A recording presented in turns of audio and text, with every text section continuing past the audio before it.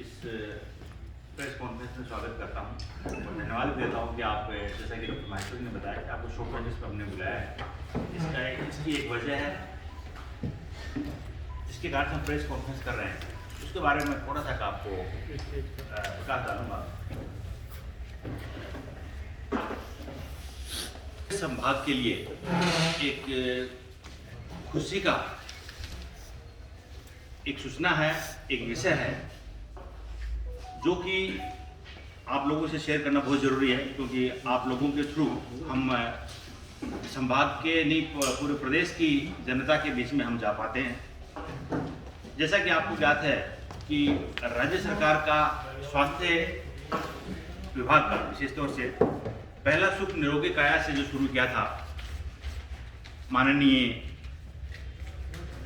मुख्यमंत्री श्री अशोक गहलोत साहब ने, इसको लीड लेके आगे बढ़ाया हमारे आदरणीय स्वास्थ्य मंत्री डॉक्टर रघु शर्मा जी ने, और इसको इम्प्लीमेंट करने का जो जिम्मा हमारे जो सचिव, शिक्षा सचिव और स्वास्थ्य सचिव, हमारे जो शिक्षा सचिव हैं डॉक्टर मिस्टर गैलरिया साहब ने जो इसको आगे बढ़ाया है, उसी की बात को मैं आगे बढ़ाता हुआ बताना चाहूँगा कि मेडिकल एजुकेशन को स्ट्रॉन्ग करने के लिए सरकार की ये एक मानना था, और सरकार ने ये किया कि ज़्यादा से ज़्यादा डॉक्टर बन सकें, जिससे कि जैसे अभी पैंडेमिक चल रहा है, ऐसे पैंडेमिक में और जनता को स्वास्थ्य सेवाओं का लाभ पूर्ण रूप से मिले। इसके लिए उन्होंने, जैसा कि आपको विदित है कि राजस्थान में मेडिकल कॉलेज 15 नए मेडिकल कॉलेज और बन रहे हैं। इसी के संदर्भ में और इसी को लाइन को आगे बढ़ाता कहूँगा कि अजमेर में आपने देखा होगा कि मेडिकल कॉलेज को लगभग 60 वर्ष हो गए हैं। इसी मेडिकल कॉलेज में जहां 100 सीट थी वो 150 सीट हुई, और आज माननीय स्वास्थ्य मंत्री डॉक्टर रघु शर्मा जी के प्रयासों से इस वर्ष हम 250 बच्चों को प्रवेश देंगे। ये एक अजमेर संभाग के लिए एक बहुत महत्वपूर्ण है और एक बधाई की बात है। चूँकि अब 250 बच्चे हो गए, हमारे मेडिकल कॉलेज की जो सिविल वर्क्स जो आज से 60 साल पहले हुआ था वो एक लिमिटेड था, लेबोरेटरीज लिमिटेड थी, बच्चों की कैपेसिटी, बैठने की कैपेसिटी कम थी, लेक्चर थिएटर की कैपेसिटी कम थी। तो जब से ये सरकार आई है, हमने ये प्रस्ताव माननीय स्वास्थ्य मंत्री जी को ये दिया कि सर अब इस कैंपस में इस बिल्डिंग को आगे एक्सपेंड करना मुश्किल लग रहा है। तो उन्होंने ये सुझाव मांगा कि क्या किया जाए।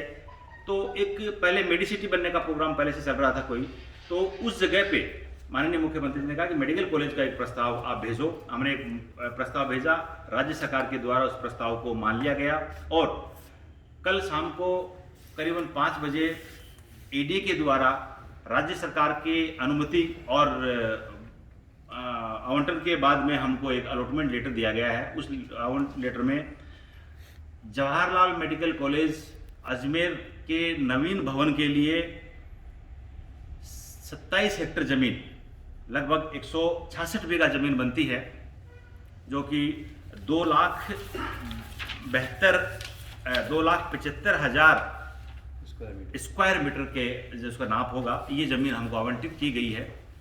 इस आवंटित ज़मीन में मैं आपको बताना चाहूँगा कि इस ज़मीन में जो हम एक मेडिकल कॉलेज का एक कैंपस बनेगा। पहले जैसा कि आपको ज्ञात है कि हमारे यहाँ कैंपस की कमी है, कैंपस नहीं था हमारे यहाँ, बेसिकली मेडिकल कॉलेज थी, रोड थी, मेडिकल हॉस्पिटल था। अब हमको एक फीलिंग होगी कि एक मेडिकल कॉलेज का कैंपस होगा जिसमें हमारे स्टूडेंट्स आएंगे जो अपना अध्ययन का और अध्यापन का, हमारे टीचर्स जो काम करेंगे। यह कैंपस एकदम लेटेस्ट होगा, अत्याधुनिक होगा, और एकदम एयर कंडीशन मेडिकल कॉलेज का भवन होगा। इसके चारों तरफ ओपन स्पेस भी होगा, और सबसे महत्वपूर्ण बात यह है कि नेशनल मेडिकल कमीशन जो कि अक्टूबर में ही बना है, उसने लेटेस्ट गाइडलाइन अभी जारी की हैं। उस गाइडलाइन के अनुसार यह भवन बनेगा, और जिसकी कैपेसिटी 250 सीट्स की होगी।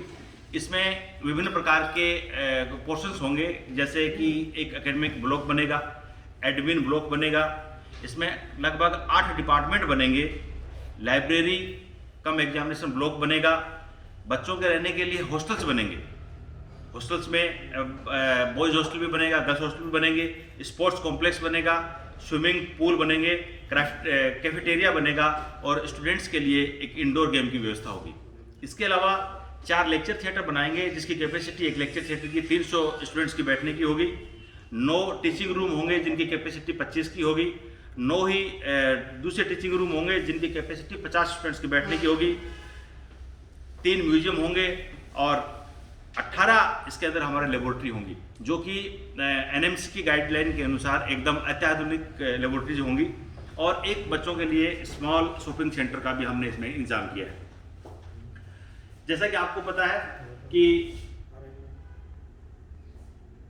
पिछले 2 वर्ष से लेकर 2 से 2.5 वर्ष के दौरान इस मेडिकल कॉलेज में जो विकास कार्य हुए हैं, जिसमें मैं बताना चाहूँगा, सबसे पहले तो जैसे बताया मैंने, वो 250 की हमारा सीट होना, पीजी सीट जो कि हमारे यहाँ पहले 119 सीट थी, अभी 124 सीट का इसमें इजाफा हुआ है। महत्वपूर्ण बात यह है कि जिन सब्जेक्ट्स में हमारे यहाँ पीजी नहीं थी, जिन सुपर स्पेशलिटी में हमारे डीएम एमसीएस के कोर्सेज नहीं थे, हम रेडियोथेरेपी, ब्लड बैंक, यूरोलॉजी और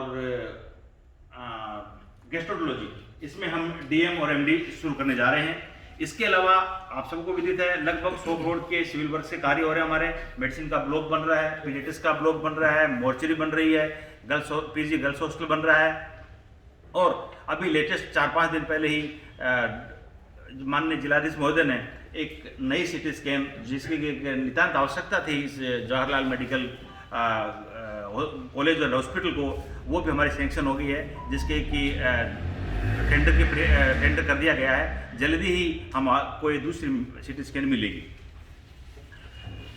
इस मौके पे मैं विशेष तौर से धन्यवाद देना चाहूँगा माननीय मुख्यमंत्री जी, जिनके ही दूरदृष्टि जो सोच थी उसके कारण से आज हम इस मुकाम पे पहुँच पाए हैं।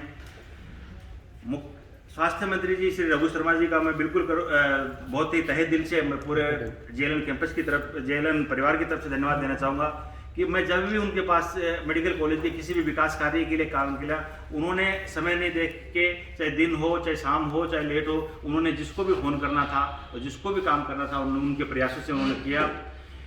चिकित्सा सचिव गैलरिया साहब ने भी इसमें बहुत महत्वपूर्ण योगदान दिया है।